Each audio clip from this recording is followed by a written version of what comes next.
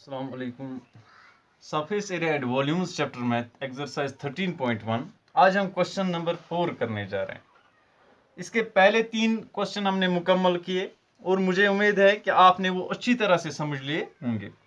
अब चौथे क्वेश्चन में हमसे पूछा जा रहा है कि a cubical block of side 7 centimetre. जब हम क्यूबिकल ब्लॉक की बात करेंगे, when we talk of any cubical shape, it means it has 6 sides.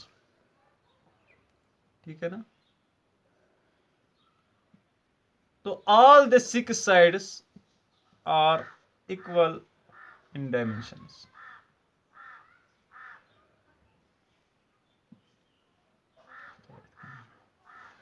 तो जब हम एक क्यूब की बात करते हैं तो क्यूब में 6 साइड्स है and each edge of the cube is equal to another edge. हर कोई एज भी बराबर है।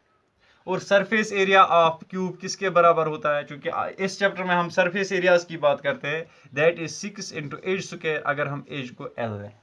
ठीक है ना? और एज की लेंथ भी किसी भी साइड में अगर हम बीच में भी ये लेंथ माप लें तो वो इतनी ही आ जाएगी। ठीक है ना? इसके अलावा ये भी बताया जा रहा है is surmounted bye A hemisphere. अब इस पे एक हेमिस्फीयर, यहां पे हमने, चूंकि ये 3 डायमेंशनल स्ट्रक्चर है तो यहाँ पे 2 डायमेंशनल्स में इसको बनाने में दिक्कत आ सकती है। ये एक साइड होगा, ये एक साइड। ठीक है ना? तो ऐसे हमने एक स्फीयर, हेमिस्फीयर इस पे रखा हुआ है। अब आगे क्या पूछा जा रहा है हमसे कि ये एक शेप हमारे पास आ गई। ठीक है ना? नाउ वी नो के हमने एक क्यूब रखा हुआ है और क्यूब के ऊपर हमने हेमिस्फीयर रखा हुआ है। ये अगर हम 2 डायमेंशंस में बनाने तो ऐसे। ठीक है ना? तो ये आप मान लीजिए कि एक क्यूबिकल स्ट्रक्चर नीचे था जिसके 6 साइड्स हैं और ऊपर एक हेमिस्फीयर है। अब what is the greatest diameter the hemisphere can है? अब देखिए, ग्रेटेस्ट डायमीटर तो ये आ जाएगा, means side edge of the cube, ये आ जाएगा ग्रेटेस्ट डायमीटर। और वो कितना है? वो दिया गया है 7 centimetre, means it can have the greatest. इससे छोटा भी हो सकता है अगर हम छोटा हेमिस्फीयर इस पे रख लें, लेकिन ग्रेटेस्ट डायमीटर क्या आ सकता है? That is 7 centimetre. यहां से यहां तक जो इसका डायमीटर आ जाएगा हेमिस्फेरिकल पार्ट का, that will be 7 centimetres. That is the edge of the cube or side of the cube. What is the greatest diameter of the hemisphere that the hemisphere can have? Find the surface area of the solid. अब ये पूरा जो solid बन गया, ये वाली figure, अब हमें इसका सरफेस एरिया निकालना है। तो सबसे पहले हम देख लेंगे कि जब ये हम इसके एक साइड पर रख रहे हैं, एक सरफेस कवर हो जाती है। आप यहां पे समझ सकते हैं कि अगर ये हेमिस्फीयर है, हेमिस्फीयर का जो सरफेस एरिया होता है that is 2 pi r square. लेकिन हेमिस्फीयर कैसी शेप होती है कि बोर्ड पे बनाने में दिक्कत आ सकती है। तो ये देखिए, इसकी जो बेस है यहाँ पे, इसका बेस एरिया क्या है? That is the area of a circle, that is pi r square. ठीक है ना? सर्कुलर बेस होती है। जैसे कि सिलेंडर में जब हम सिलेंडर की बात करते हैं तो 2 साइड्स में 2 सर्कल आ जाते हैं। ठीक है ना? ये 2 सर्कल आ गए, ये यहाँ पे एक और यहाँ पे एक। इस तरह से हेमिस्फीयर में एक साइड में एक सर्कल आ जाता है। तो ये बेस एरिया जो है ना, ये यहाँ पे खत्म हो जाए। क्यों? क्योंकि ये दोनों में कॉमन आ गया यहाँ पे, ये वाली surface.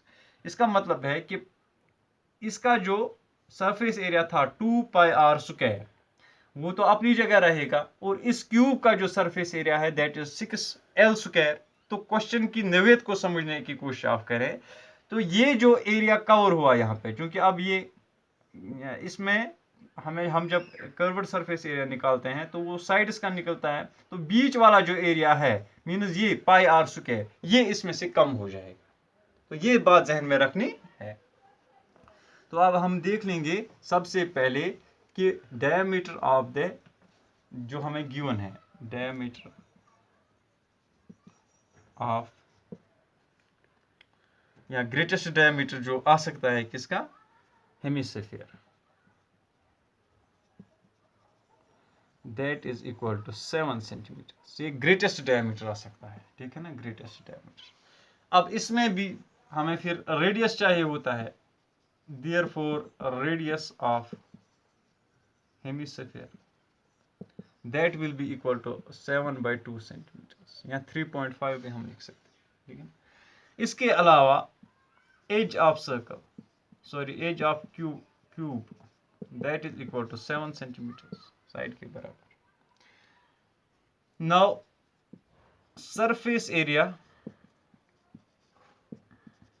surface area of solid, that will be equal to surface area of cube plus surface area of hemisphere. इसमें हम घटाएंगे minus, that is the base area of hemisphere, ठीक। यानी surface area of cube plus surface area of hemispherical या cubical part, इसको हम लिख सकते हैं hemispherical part, minus base area of hemispherical part. अब ये कितना आ जाएगा, it will be equal to, if we take edge as L, it means it will be 6 into edge square. फिलहाल हम एज ही लिखेंगे, ठीक है ना, चलो एल ही लिखते हैं, 6 into l square, where l is the edge of the cube, ये आप जहन में रखना, plus surface area of hemisphere that is 2πr square, वो तो हमने सीख लिया है कल परसों ही, minus base area of hemisphere that is πr square. अब यहाँ पे आप थोड़ा सा ध्यान दीजिए, ये तो 6l स्क्वायर हमें पता ही है कि एज इज 7, 6 इंटू 7 स्क्वायर, ठीक है ना, प्लस ये 2πr में से अगर हम 1πr निकाल दें, तो हमारे पास 2πr हैं। अब इनमें से 1πr निकाला, यहाँ स्क्वायर 2πr स्क्वायर है, इसमें से हमने 1πr स्क्वायर निकाल दिया, तो कितना बचेगा 1πr square, that too in the plus form. क्यों? क्योंकि यहाँ पे प्लस बड़ा है, +2 इज ग्रेटर देन 1। अगर यहाँ पे हम देखेंगे 1πr स्क्वायर, तो यहाँ पे क्या आ जाएगा 6 into 7 square plus πr square, ठीक। अब हम यहाँ पे ये कैलकुलेशंस करेंगे by substituting the value of l and pi and r, तो it will be equal to 6 into 7 into 7, directly हम लिखेंगे, ठीक है ना, plus πr square, pi is 22/7 into r square, r is 7/2 and 7/2। यहाँ पे अगर मैं ये 7 और 7 कैंसिल करूं, ठीक, और यहाँ पे 2 1 are 2, 2 1 are 2, तो अब देखिए आप न्यूमरेटर में क्या बचता है। ये तो फिलहाल है 6 7 are 49, 6 7 7 are 49, 49 इंटू 6 हमें करना है, दैट इज 294। अब कैसे 294, क्योंकि 50 इंटू 6 अगर हम करते तो कितना आ जाता 300, और 300 में से अब कितने, क्योंकि 49 से ही हमने दिया तो इसमें 6 कम हो जाएंगे, तो ये होता है एक शॉर्टकट।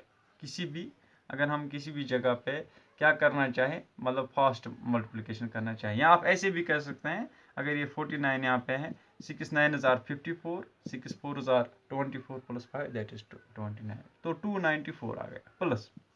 अब यहाँ पे देखिए न्यूमरेटर में क्या क्या हमारे पास बचता है, 11 into 7 that is 77 divided by 2, और कुछ नहीं बचा, 2 1 are 2, तो these square centimeters is the surface area of the given solid। अब हम कैलकुलेट भी करेंगे। कैलकुलेशन के लिए हमें ज़रूरी है कि जब भी हमें बीच में प्लस होता है और रेशनल नंबर्स होता है, तब हम कैसे मल्टीप्लाई करते हैं, ये हमने कई बार सीख लिया है कि पहले के न्यूमरेटर को दूसरे के डिनोमिनेटर से पहले क्या करते हैं, वही मल्टीप्लाई 8। यहाँ डायरेक्टली अगर हम यहाँ पे देख लें, ये 294 है, आप ऐसे भी कर सकते हैं, ये 294 है अपनी जगह।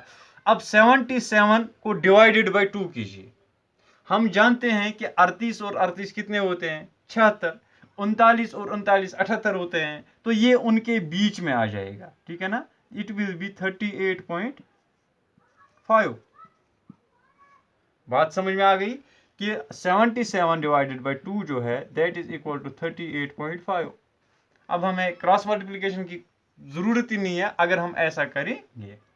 अब यहाँ पे 294 है, अगर हम 294 को 38 पहले ऐड करेंगे, पहले 30 ऐड करेंगे तो 324 आ जाएगा, फिर और 8 ऐड करेंगे तो कितना आ जाएगा, 332, और इसके बाद क्या है, 0.5। This is the surface area of the given. These square centimeters, 332.5 square centimeters is the surface area of the given solid.